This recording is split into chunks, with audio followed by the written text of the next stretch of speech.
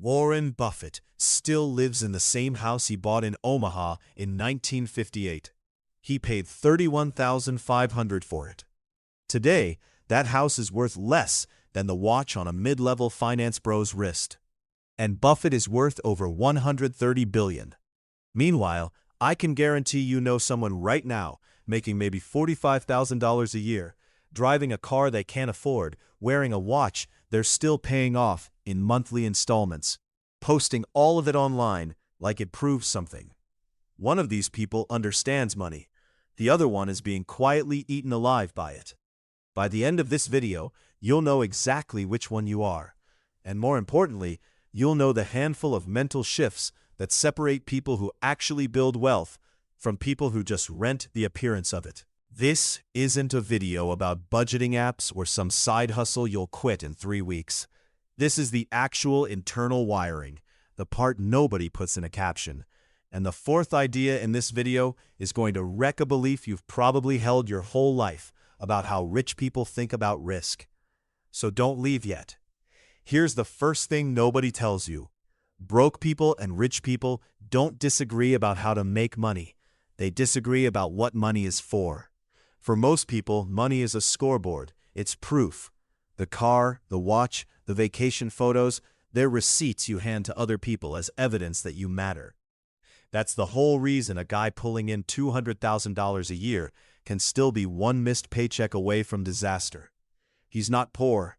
He's leaking, on purpose, in public. The top 1% don't see money as a scoreboard. They see it as ammunition.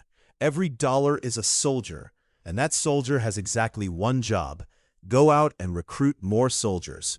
Spend $1 on a status symbol, and that soldier dies on the spot. It produces nothing again, ever. Spend $1 on an asset, and that soldier comes back with friends. Charlie Munger put it bluntly for decades. The first rule of compounding is to never interrupt it unnecessarily. Most people interrupt it every single month, on purpose, to buy something that depreciates the moment they own it. Second shift. The rich think in decades. Everyone else thinks on weekends. Buffett made roughly 99% of his net worth after he turned 50. Not because he suddenly got smarter at 50, but because compounding needed 50 years to start looking dramatic. Money growing at 10% a year doubles roughly every 7 years. That's the rule of 72 doing its quiet work in the background. $1 invested at 25 gets 6 or 7 doublings before retirement. The same dollar invested at 45 gets 2. Same return, same dollar. Wildly different outcome, because time is the actual lever, not the return rate. This is why the top 1% are almost boringly patient. They're not trying to get rich this year. They're running a 50-year experiment, and they already know who wins it. Third, before any purchase, rich people run one brutal question: does this put money into my pocket, or does it take money out? A car is a liability. It loses a chunk of its value the moment you drive it off the lot, then keeps draining you every month after that. Gas, insurance, depreciation, interest if you financed it.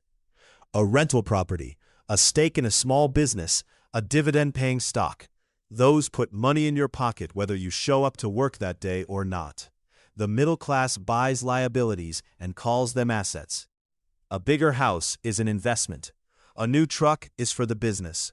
Strip away the language, and most of the time it's just debt wearing a disguise, and the bank is the only one who actually wins. Here's where most people get it completely backwards.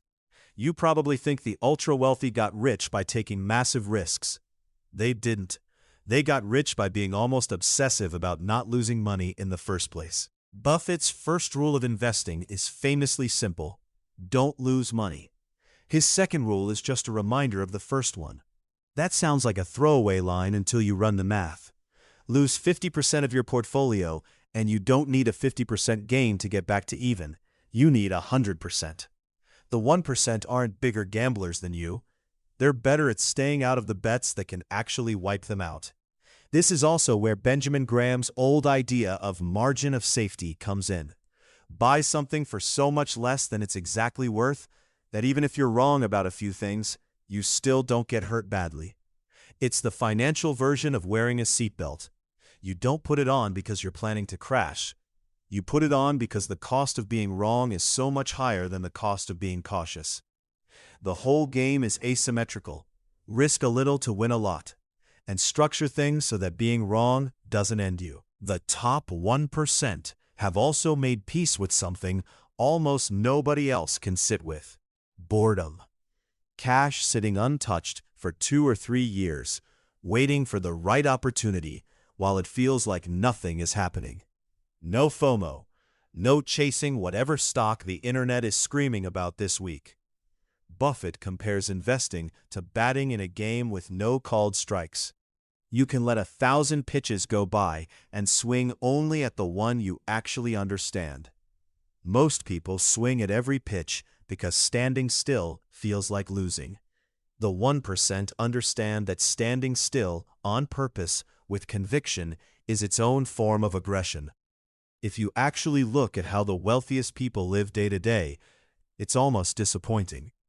Buffett still orders the same McDonald's breakfast most mornings, and famously checks how the market did before deciding whether he gets the $3.17 version or the $3.22 version with extra bacon. That's not a joke for content. Mark Zuckerberg wore the same gray t-shirt for years so he wouldn't burn mental energy on a decision that doesn't move the needle. Rockefeller, one of the richest men who ever lived, was famous for tracking every cent in a personal ledger, long after he could buy entire railroads in cash. None of these people is cheap because they have to be. They're frugal because they understand something the rest of us got tricked into forgetting. Spending to look rich and being rich are two completely different games, and you can only win one of them at a time. The moment your spending starts being about what other people think when they see it, you've quietly switched from playing the wealth game to playing the status game. And the status game has no winners, only people who haven't lost yet. And here's the one almost nobody says out loud. Past a certain point, rich people stop using money to buy things. They use it to buy back hours. They pay someone else to clean, to cook, to manage the parts of life that eat time without building anything. Not because they're lazy, because an hour spent on a $15 task is an hour stolen from a decision that could be worth $15,000. A lot of self-made entrepreneurs run a quiet mental filter on every task. Would I pay someone else's hourly rate to do this instead of mine? If the answer is yes, doing it yourself isn't frugal, it's expensive. Money at the highest level isn't measured in dollars anymore. It's measured in how many hours of your one finite life you've managed to buy back from things that don't matter. Here's what nobody tells you until it's too late. Money was never actually the goal for any of these people. It was just proof of a decision they made decades earlier, to value time, patience, and ownership over comfort, status, and noise. So, the real question isn't, how do I get rich? It's, what would I actually do with my time if money stopped being the excuse? Most people never sit down and actually answer that. They chase the number instead, hit it, and discover the emptiness was never about the number in the first place. Answer that question first. Figure out what the money is actually for before you have it. The money, oddly enough, has a habit of following people who already know exactly what they do with it.